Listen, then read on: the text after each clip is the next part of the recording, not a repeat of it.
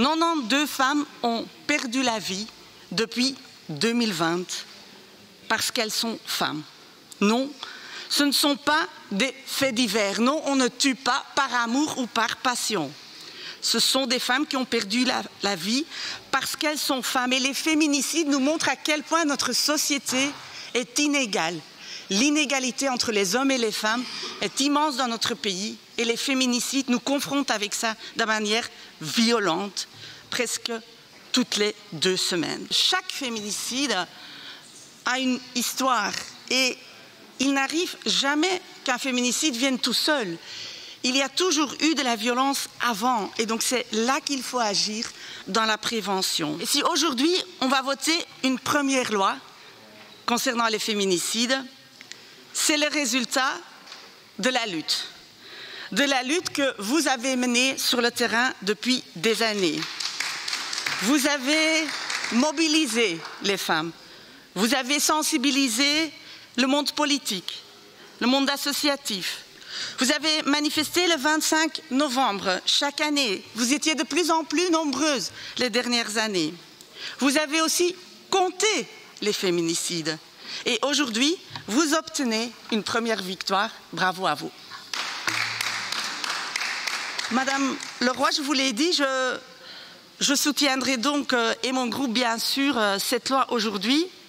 Mais je veux quand même aussi terminer par une petite note critique sur le gouvernement. Vous êtes devenu récemment secrétaire d'État et dans votre note de politique générale, vous avez mis une phrase très importante.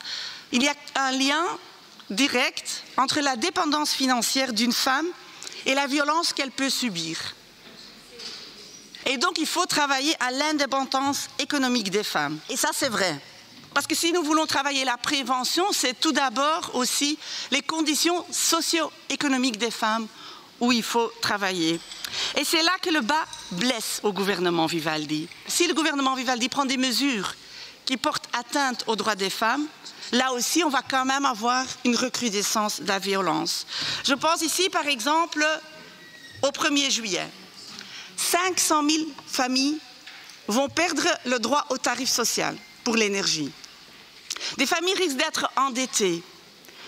Et dans les 500 000, je vous le donne dans le mille, il y aura plus de chefs de ménage femmes qu'hommes. Vous le savez, vous connaissez les statistiques. Ce gouvernement a voté et a confirmé le blocage des salaires.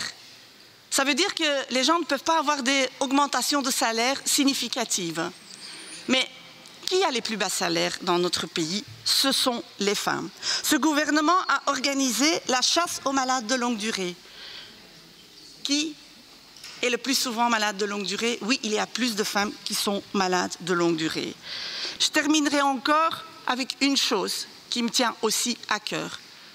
C'est bien sûr le blocage de la loi sur l'IVG. Parce que pour moi, ne pas donner le droit à une femme de faire une IVG quand elle en a besoin, quand elle le décide, ça aussi, c'est une violence faite aux femmes.